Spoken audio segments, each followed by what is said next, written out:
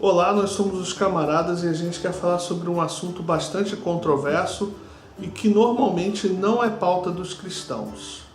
Nós queremos falar sobre a ocupação dos alunos em várias escolas do país. Você sabe por que eles estão ocupando as escolas? Você entende quais são as razões por que isso tem acontecido? O que os alunos estão alegando? Em breve faremos um pequeno resumo sobre as alegações dos alunos da escola. Para isso a gente vai precisar entender o que está acontecendo no Brasil atualmente.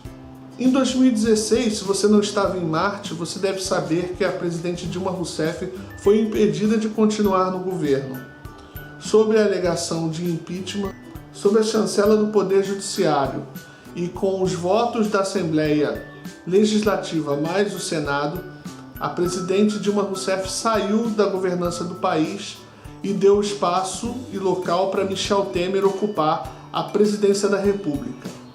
Em busca de tentar dirimir a crise que o Brasil vive há mais ou menos 3 anos, Michel Temer, mais os seus ministérios, especialmente o ministro da Economia, o ex-presidente do Banco Central, o ministro Henrique Meirelles, propuseram à Assembleia a famosa PEC 241. Você sabe o que é PEC?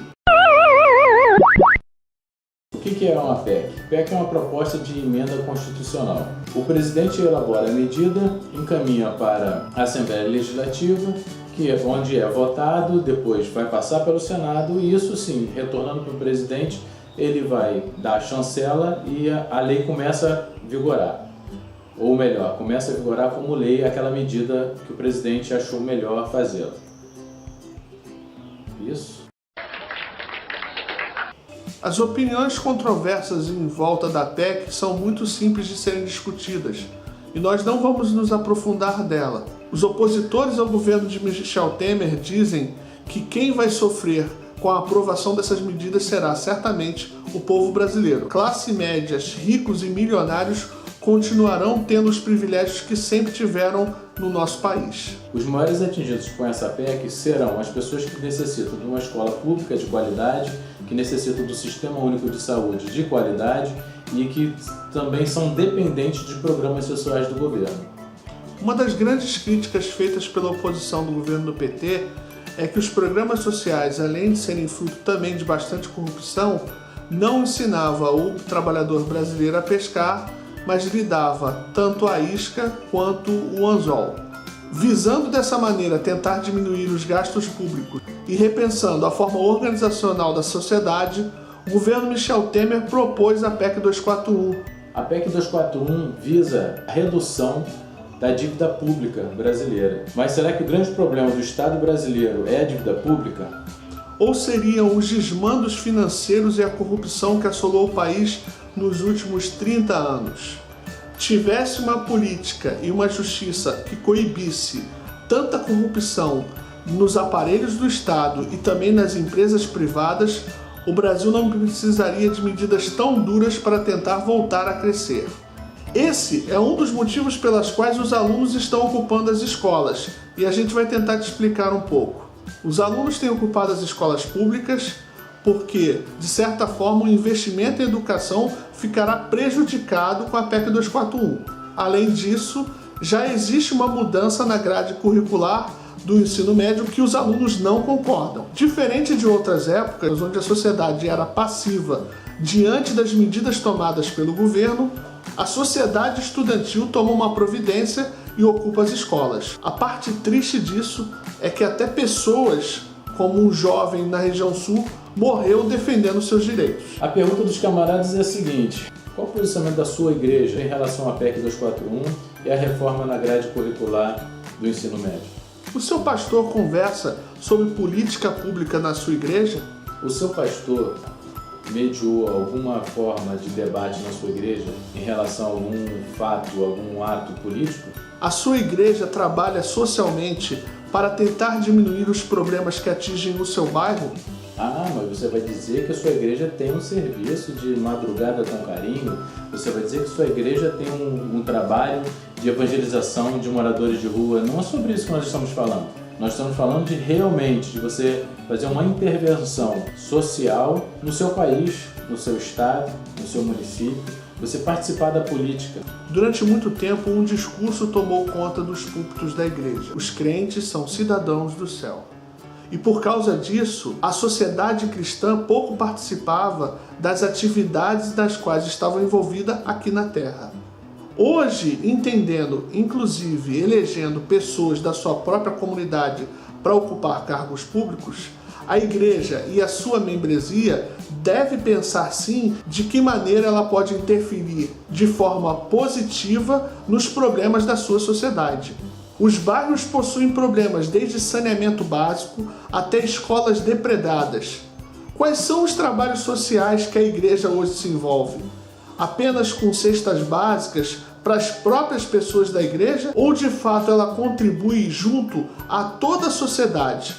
Obviamente que nós não estamos falando que a igreja hoje tem que ser responsável por diminuir esses problemas.